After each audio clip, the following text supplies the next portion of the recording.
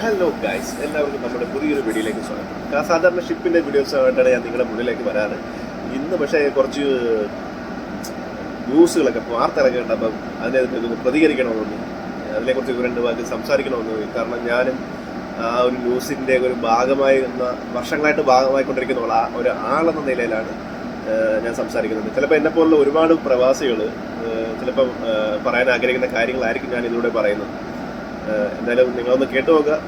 നിങ്ങളുടെ വിലയേറിയ അഭിപ്രായങ്ങൾ കമൻറ്റിലൂടെ രേഖപ്പെടുത്തുക. വേറെ ഒന്നുമല്ല, ഇപ്പം നമ്മുടെ കേരളം ഇപ്പോൾ ഒരുപാട് ടൂറിസ്റ്റുകളെ ഡിപ്പെൻഡ് ചെയ്ത് കഴിയുന്ന ഒരു സംസ്ഥാനമാണല്ലോ. ഒരുപാട് ആൾക്കാർ ടൂറിസത്തിനായി തിരഞ്ഞെടുക്കുന്ന ഒരു ബ്യൂട്ടിഫുൾ സ്പോട്ടാണ് നമ്മുടെ കേരളം. അപ്പം അതുമാത്രമല്ല, ഒരുപാട് പ്രവാസികൾ ഇന്ത്യയുടെ ഔട്ട്സൈഡിൽ വർക്ക് ചെയ്യുന്ന ആൾക്കാരാണ് നമ്മുടെ കേരളത്തിലുള്ളത്. ഇന്ത്യയുടെ വെളിയിൽ മാത്രമല്ല, കേരളത്തിന് വെളിയിൽ. അപ്പം മെയിനായിട്ട് ഇന്ത്യയുടെ വെളിയിൽ വർക്ക് ചെയ്യുന്ന ഒരുപാട് എന്ന് വെച്ചാൽ മിഡിലായിട്ടുള്ള ആൾക്കാരും സാധാരണ ഒരുപാട് എന്ന് വെച്ചാൽ ചെറിയ ചെറിയ ജോലികളിലൊക്കെ വർക്ക് ചെയ്യുന്ന ആൾക്കാരും ഒക്കെ നിറഞ്ഞതാണ് ഈ ഒരു പ്രവാസികളെന്ന് വെച്ചാൽ. ഒരുപാട് പൈസ ഉള്ളവരും ഈ കൂട്ടത്തിലുണ്ട്. പക്ഷെ അവർക്ക് ഇതൊക്കെ ഒരു പ്രശ്നമല്ല. പക്ഷേ ആ ഒരു കാറ്റഗറിയിലല്ല ഞാൻ പറയുന്നത്. ഒരു മിഡിലായിട്ടും പിന്നെ കുറച്ച് പാവങ്ങളായിട്ടും അത്യാവശ്യം വർക്ക് ചെയ്യുന്നവരെയൊക്കെ കുറിച്ചൊക്കെയാണ് ഞാൻ ഈ ഒരു വീഡിയോയിൽ പ്രതിപാദിക്കുന്നത്. ചിലപ്പോൾ അവർക്കൊക്കെ ഇത് ചിലപ്പം കത്താൻ സാധ്യതയുണ്ട്. പക്ഷെ ഒരു വിഭാഗം ആൾക്കാർക്ക് ഇത് കൊള്ളാനും സാധ്യതയുണ്ട്. വേറെ ഒന്നുമല്ല, നമ്മുടെ മൂന്നാർ ഇപ്പോൾ ടൂറിസം ഗണേഷ് മന്ത്രി ആയപ്പോൾ ഡബിൾ ഡെക്കർ ബസ് കൊണ്ടുവന്നു. അപ്പോൾ അത് ഒരുപാട് പേർക്ക് എനിക്ക് തോന്നുന്നു ഉപകാരപ്രദമായ ഒരു കാര്യമായിട്ട് തോന്നി.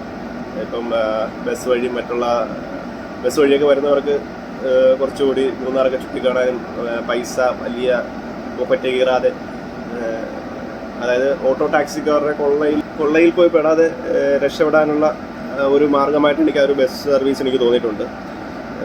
വേറെ ഒന്നുമല്ല, നല്ലവരായ ഓട്ടോ ടാക്സിക്കാരുകളുണ്ട്. കാരണം കറക്റ്റ് ചാർജ് മേടിക്കുന്നതും മറ്റുള്ള, പക്ഷെ കത്തി മേടിക്കുന്നവരും ഇതിനകത്ത് കൂടുതലാണ് ഈ ഒരു വിഭാഗത്തിൽ. കാരണം വർഷങ്ങളായിട്ട് ഞാൻ ഒരു പ്രവാസിയായിട്ട് ബന്ധപ്പെട്ട് നിൽക്കുന്നതുകൊണ്ട്, നാട്ടിൽ വരുന്നതുകൊണ്ട് ടാക്സിക്കാരൊക്കെ കൊള്ള ചാർജൊക്കെ എനിക്കറിയാവുന്നതാണ്. കാരണം ഞാൻ 10 കമ്പനി വിളിച്ചിട്ടാണ്, 10 അതായത് ടാക്സിക്കാരെ വിളിച്ചിട്ടാണ് ഞാൻ കൊച്ചിയിൽ നിന്ന് ഒരു ടാക്സി എടുത്ത് പോകുന്നത്. 10 ടാക്സിക്കാർക്കും 10 റേറ്റാണ്. അതാണ് എന്നെ അതിശയിക്കുന്നത്.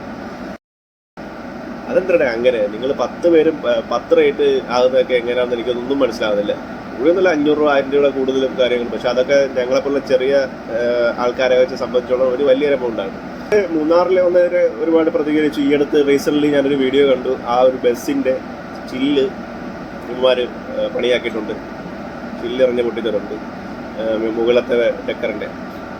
അതേപോലെ ഇപ്പം എനിക്ക് തോന്നുന്നു കേരളത്തിൽ നമ്മുടെ എയർപോർട്ടുകളിൽ നിന്ന് ബസ് സർവീസ് ഒരിടയ്ക്ക് ഉണ്ടായിരുന്നു. ഞാൻ മുമ്പ് വരുന്ന സമയത്തൊക്കെ കൊച്ചിയിൽ നിന്നൊക്കെ ആലപ്പുഴയ്ക്കും തിരുവനന്തപുരത്തൊക്കെ ബസ്സുണ്ടായിരുന്നു. അത് ഇവന്മാർ സമരം ചെയ്ത് ഇവന്മാരെ പൂട്ടിച്ചു. ഇവന്മാർ എന്നിട്ട് പിന്നെ ഞാൻ പറഞ്ഞില്ലേ, ഞാനിപ്പം 6 മാസം കൂടുമ്പോൾ നാട്ടിൽ വരുന്ന ഒരാളാണ്. അപ്പം എനിക്ക് വീട്ടിൽ നിന്ന് ഒരാൾ വന്ന് എപ്പോഴും വിളിച്ചോണ്ട് പോകുന്നത് എനിക്ക് വലിയ എൻ്റെ പോക്കറ്റ് കയറുന്നതായിട്ട് എനിക്ക് തോന്നി. അങ്ങനെ ഞാനത് പിന്നെ ഏതെങ്കിലും ടാക്സി ബുക്ക് ചെയ്ത് വിളിച്ചു ചോദിക്കും, എത്രയാണ് റേറ്റ്. ഈ നമ്മൾ ഓൺലൈനിൽ ചെക്ക് ചെയ്യുമ്പോൾ കുറേ ടാക്സികളുടെ ഇതൊക്കെ എയർപോർട്ട് ടാക്സി ഉണ്ട്. പക്ഷേ എയർപോർട്ട് ടാക്സിയേക്കാളും കുറഞ്ഞ രീതിയിൽ എനിക്ക് ലാസ്റ്റ് എനിക്ക് പോകാൻ പറ്റിയിട്ടുണ്ട്. എയർപോർട്ട് ടാക്സി 4500 പറഞ്ഞെടുത്ത് എനിക്ക് 3500 പോകാൻ പറ്റിയിട്ടുണ്ട്. അപ്പം ഇവന്മാരുടെ കൊള്ളലാഭം ഒന്നും പറയണ്ട. ചിലവർ പാവങ്ങൾ ഇപ്പം ആദ്യം വിളിക്കുന്നവന്മാരെ തന്നെ വളച്ചിട്ട് വലിയ നഷ്ടത്തിൽ നമുക്ക് പോകേണ്ട അവസ്ഥ വന്നിട്ടുണ്ട്. നമ്മൾ വലിയ പൈസക്കാരോ വലിയ പൈസക്കാരോ നിങ്ങൾ ക്യാഷ് മേടിച്ചാൽ കുഴപ്പമൊന്നുമില്ല. പാവപ്പെട്ടങ്ങൾ എന്ത് ചെയ്യാനാണ്. പണ്ട് സമയത്ത് ഒരു 5-8 വർഷം മുമ്പൊക്കെ എനിക്ക് തോന്നുന്നു ബസ്സും കാര്യങ്ങളൊക്കെ അവിടെ ഉണ്ടായിരുന്നു. ബസ്സിനാണ് വന്നുകൊണ്ടിരുന്നത്.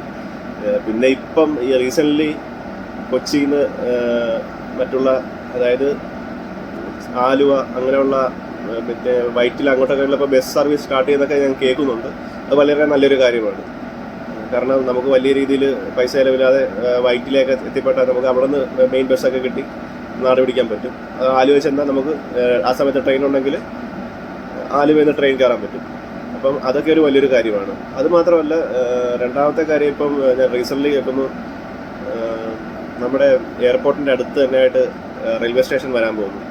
കൊച്ചിൻ എയർപോർട്ട് എന്ന് പറഞ്ഞ് പേരൊക്കെ എഴുതി അങ്ങനെ രീതിയിലുള്ള റെയിൽവേ സ്റ്റേഷൻ്റെ ഒരു പദ്ധതിക്ക് ഒരു തുടക്കമിടാൻ പോകുന്നു എന്നൊക്കെ ഇങ്ങനെ കേൾക്കുന്നുണ്ട്. മുമ്പ് തുടക്കമിട്ടതായിരുന്നു, പക്ഷെ അത് മുന്നോട്ട് പോയില്ല. പക്ഷെ വീണ്ടും അതൊരു ബാക്കപ്പ് പുഷ് ബാക്ക്, അതായത് വെച്ച് ഒന്നിനെ കയറ്റിവിടുന്ന രീതിയിൽ കേന്ദ്രം ഒരു ഇത് എടുക്കുന്നുണ്ട്. അപ്പം അതുകൂടെ വരുവാണെങ്കിൽ ഇവന്മാരുടെ കൊള്ളയിൽ നിന്നൊക്കെ ഒരു രക്ഷപ്പെടാനായിട്ട് വളരെ ഉപകാരപ്രദമാകും. പക്ഷെ ഇവന്മാർ വലിയ രീതിയിൽ എന്തെങ്കിലുമൊക്കെ പ്രശ്നങ്ങൾ ഉണ്ടാക്കും. കൊച്ചിയിലൊക്കെ വെച്ച് നോക്കുമ്പോൾ ഇവന്മാർ എന്തെങ്കിലുമൊക്കെ പ്രശ്നം ഉണ്ടാക്കി അതൊക്കെ പൂട്ടിക്കാൻ നോക്കും. പക്ഷേ അതൊക്കെ വലിയൊരു കാര്യമാണ്. സർക്കാരിൻ്റെ ഭാഗത്തു നിന്ന് അങ്ങനെയുള്ള നീക്കങ്ങൾ ഉണ്ടാകുന്നത്. ഒരുപാട് പേര് 4500-5000 രൂപ എന്ന് വെച്ചാൽ ചിലപ്പം ഒരു മാസം നമുക്ക് പാവങ്ങൾക്ക് കഴിഞ്ഞു പോകാൻ പറ്റുന്ന ഒരു എമൗണ്ടാണ്. ഇത് സത്യം പറഞ്ഞാൽ ഒരു 500-1000 രൂപയ്ക്കൊക്കെ വീട്ടിൽ ചെല്ലാൻ പറ്റുന്നത് തന്നെ വളരെ വലിയൊരു കാര്യമാണ്. കാരണം ഞങ്ങളൊക്കെ പോലുള്ള ഒരു 6 മാസം കൂടി വരുന്നവരാണ്. അപ്പം ഈ ഒരു ടാക്സിയൊക്കെ എടുക്കുന്നതൊക്കെ നല്ലതൊരു അങ്ങനെയുള്ള ഗവൺമെൻറ് ട്രാൻസ്പോർട്ടേഷൻ സർവീസൊക്കെ ഉണ്ടെങ്കിൽ വളരെ മികച്ചതായിരുന്നു. എന്തായാലും സർക്കാരുകൾ അത് നടപ്പാക്കി കൊണ്ടുവരുന്നുണ്ട്. അത് വളരെ നല്ലൊരു കാര്യമാണ്. അപ്പം ഇത് കേട്ടപ്പോൾ എനിക്കൊരു പ്രതികരിക്കാൻ തോന്നി. പിന്നെ എനിക്കുണ്ടായ അനുഭവങ്ങൾ ഞാൻ പറഞ്ഞില്ലേ, ഈ വർഷങ്ങളായിട്ട് വരുമ്പോൾ എനിക്കുണ്ടായ അനുഭവങ്ങളാണ്. മറ്റുള്ളവർക്കും ഇങ്ങനെയുള്ള ഒരുപാട് അവസ്ഥകൾ നേരിട്ട് കാണും. എന്തായാലും നിങ്ങളിങ്ങനെ വരുമ്പോൾ ഒരു ടാക്സിക്കാരനെ മാത്രം വിളിച്ച് കാര്യങ്ങൾ തിരക്കരുത്. എയർപോർട്ട് ടാക്സിനേക്കാളും പ്രീപെയ്ഡ് ടാക്സിയേക്കാളും കുറഞ്ഞ റേറ്റിലും അവിടെ ഓടാൻ ആളുണ്ട്. അഥവാ നിങ്ങൾക്ക് ബസ്സുകൾ സർവീസുകൾ അവൈലബിൾ അല്ലെങ്കിൽ. അപ്പോൾ അതൊക്കെ മാക്സിമം യൂട്ടിലൈസ് ചെയ്യാൻ ശ്രമിക്കുക. മാക്സിമം ഒരു 10 പേരെങ്കിലൊക്കെ വിളിച്ചിട്ട് റേറ്റ് തിരക്കുക. പലതും പല റേറ്റുകളാണ്. ഏറ്റവും കുറഞ്ഞതിന് നമുക്ക് വീട്ടിലെത്താൻ പറ്റുക അത്രയും നല്ലത്. കാരണം ഒരു 3 മണിക്കൂർ 4 മണിക്കൂറത്തെ പരിപാടിയുള്ളൂ ടാക്സി പിടിച്ചാൽ, കൂടുതൽ സമയമില്ലല്ലോ. അപ്പം നിങ്ങളുടെ വിലയേറിയ അഭിപ്രായങ്ങൾ, ഇവന്മാർക്കായിട്ടുള്ള അഭിപ്രായങ്ങൾ രേഖപ്പെടുത്തുക. നന്ദി, നമസ്കാരം.